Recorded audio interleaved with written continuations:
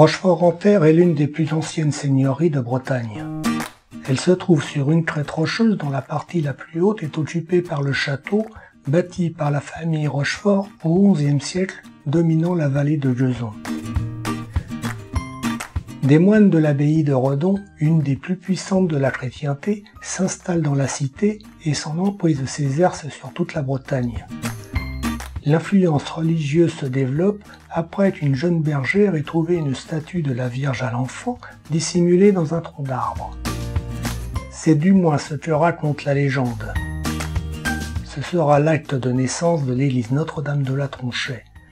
Il est en effet décidé la construction d'une chapelle à l'endroit même de la découverte. Elle devient rapidement un lieu de pèlerinage reconnu que Jean IV, comte de Rochefort et maréchal de Bretagne, rend encore plus important en décidant la création d'un collège de chanoines en 1498. Ces évolutions conduisent à l'agrandissement du chœur et à la surélévation de la nef et des bas-côtés. Aujourd'hui, l'église présente un ensemble étonnant, témoignage des styles architecturaux contemporains de ses agrandissements successifs. Romane par son clocher, de style gothique flamboyant par ses façades et art nouveau par son vitrail de 1927. Une conception déséquilibrée, comprenant deux collatéraux au sud et un seul au nord, une porte d'entrée sur un côté de la nef et non à son extrémité. Mais curieusement, malgré tout et aussi pour cela, la vieille dame dégage force et majesté et semble sereine face au siècle qui passe. Ces particularités lui valent d'être classé monument historique par arrêté du 22 janvier 1931. Lorsque le voyageur arrive par la route de Malétroit, il ne peut manquer d'apercevoir les murs tonseintes du château. Ils semblent encore veiller sur la vallée de Jeuzon du haut de leur promontoire.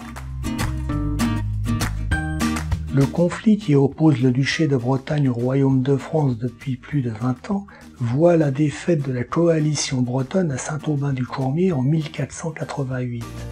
Ce sera la raison de la première destruction du château de Rochefort. Les effets collatéraux des guerres de religion qui ont ravagé le pays pendant 40 ans provoqueront sa seconde destruction en 1594. Reconstruit encore une fois, le château sera à nouveau détruit en 1793 par les républicains qui ne voulaient pas s'épuiser à le défendre contre les Chouans. Mais il faut attendre le 7 juin 1907 pour voir le renouveau de Rochefort par la signature de l'achat des ruines du château par l'artiste Alfred Clotte, cet Américain né à Saint-Germain-en-Laye. Mais du château, il ne reste que les écuries devenues l'habitation du dernier propriétaire. Cela n'empêche pas Alfred Clotte de le racheter et de le rénover. Désireux d'accroître la notoriété d'un village déjà connu des peintres qui y séjournent de plus en plus fréquemment, il crée un concours des façades et des fenêtres fleuries. Un siècle plus tard, la commune de Rochefort-en-Terre est toujours reconnue pour la mise en valeur de son patrimoine par ce fleurissement. Le village qu'Alfred Clotte a connu a considérablement changé.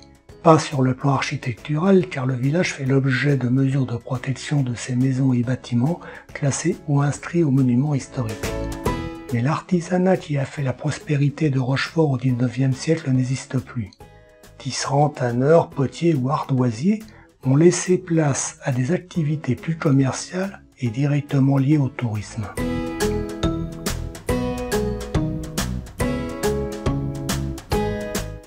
De par les ruelles pavées authentiques où il fait bon se promener, les belles façades de maisons qui remontent au XIIe siècle, remarquables demeures qui vont du style gothique à la période Renaissance, donnent tout son charme à ce village du Morbihan.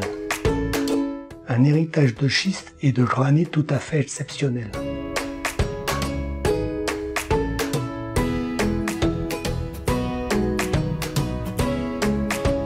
Ces différents labels, plus beau village de France, petite cité caractère, village 4 fleurs, et récemment sa désignation de village préféré des Français, en font une commune à part au sein de cette terre de Bretagne.